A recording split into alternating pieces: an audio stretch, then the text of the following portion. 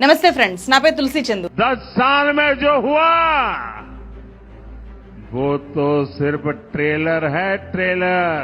గడిచిన 10 ఏళ్లలో ఈ దేశం చూసింది కేవలం ట్రైలరేనట. మళ్లీ గెలిపిస్తే అసలైన సినిమా చూపిస్తారట. అందరి రాజ్యాంగాన్ని కొందరికి అనుకూలంగా మార్చే టైటిల్ కార్డ్స్ తో మొదలవుతుందా ఆ నయా సినిమా? ప్రతిపక్షాలే లేని ఏక పార్టీ పాలన, one party one nation one leader అనే మెయిన్ లీడ్స్ తో నడుస్తుందా ఆ కొత్త సినిమా? ప్రజాస్వామ్యం రద్దు, నియంతృత్వ మలుపులతో ఏ క్లైమాక్స్ కి చేరుతుంది ఈ దేశం భవిష్యత్తు చిత్రం? ఆ ప్రమాదకరమైన సినిమాకు అవకాశం ఇవ్వాలా వద్దా అనేది తేల్చాల్సింది యువత. ఏంటి ప్రజాస్వామ్యం అంటే? చిన్నప్పుడు చదువుకున్నాం కదా. ఈ ఎలక్షన్ టైంలో మళ్లీ గుర్తు చేసుకుందాం. ప్రజల చేత, ప్రజల కొరకు, ప్రజలే ఎన్నుకునే ప్రభుత్వం ప్రజాస్వామ్యం.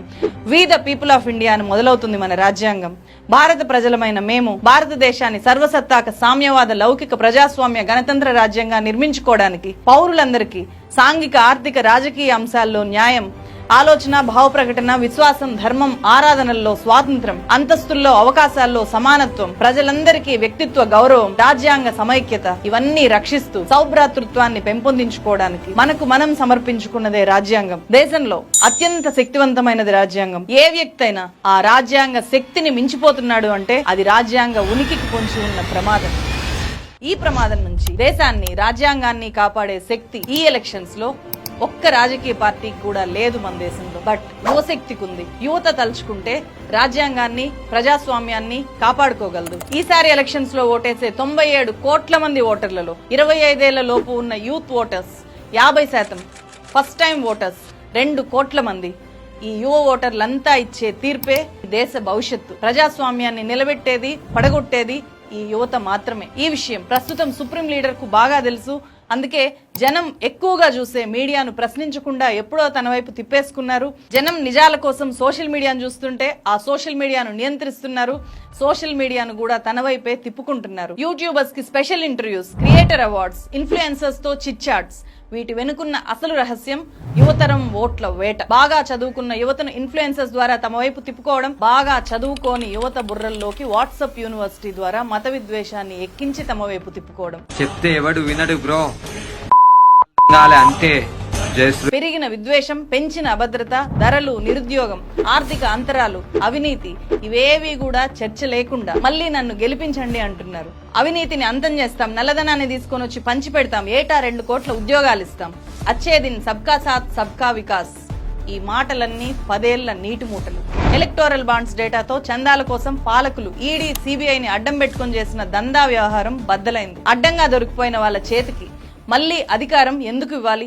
ఈ దేశంలో మళ్లీ ఎన్నికలు ఉండడం అనేటువంటి చాలా కష్టం. ఇది బహుశా ఆఖరి ఎన్నికలు కావచ్చు. ఈ రకమైనటువంటి ధోరణులకి అడ్డుకట్ట వేసేటటువంటి అవకాశం ఈ ఎన్నికలు మనకిస్తాయి. పుట్టిన బిడ్డ నుంచి చచ్చిన శవం దాకా ట్యాక్స్ వసూలు చేస్తున్నారు. అయినా సరిపోలేదు. దేశం కోసం, ధర్మం కోసం అంటూ దేశ ఆస్తులైన పరిశ్రమల్ని, పోర్టుల్ని, ఎయిర్పోర్టుల్ని, రైల్వేల్ని, హైవేల్ని అమ్ముతూ వెళ్లారు. రైతులు, వ్యాపారులకు మేలు చేసే వ్యవసాయ చట్టాలు మాకొద్దు అంటే, కనీస గిట్టుబాటు ధర కావాలి అంటే దేశ ద్రోహులు అన్నారు. వ్యాపారులకు మాత్రం లక్షల కోట్ల రూపాయల రుణాలు మాఫీ చేశారు. పోనీ బాధితులకు ఏం చేశారు?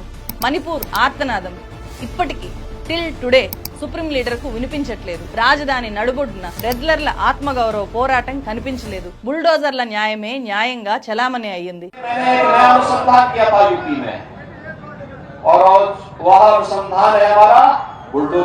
రాష్ట్రాల హక్కులు హరించబడ్డాయి. దేశాన్ని కాపాడే సైనికుడు కాంట్రాక్ట్ ఉద్యోగయ్యాడు. హక్కుగా అమలవ్వాల్సిన రిజర్వేషన్లకు అడుగడుగున అవహేళన. ఆదివాసీ హక్కులు, లద్దాఖ్ ఉద్యమాలకు 56 ఇంచీల ఛాతీలో 1 ఇంచీ చోటు కూడా లేదా? సగర్వంగా రాజ్యాంగాన్ని తీసుకెళ్లాల్సిన ఆధునిక పార్లమెంటులోకి రెడ్ కార్పెట్లు పరిచి మొదట ఎవరిని తీసుకెళ్లారు? నిజంగానే ప్రజాస్వామ్యం ఉనికిలో ఉన్నట్లా, నియంతృత్వం మొదలైనట్లా? అందుకే యువత మేలుకో, నీ శక్తి తెలుసుకో.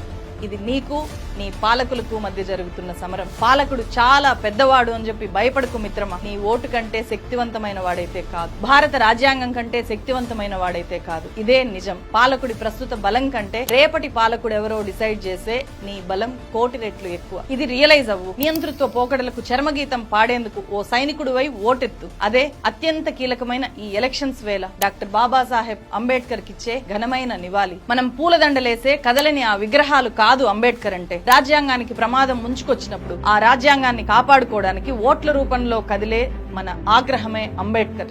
యువత మేలుకో, నీ శక్తి తెలుసుకో. జై హింద్.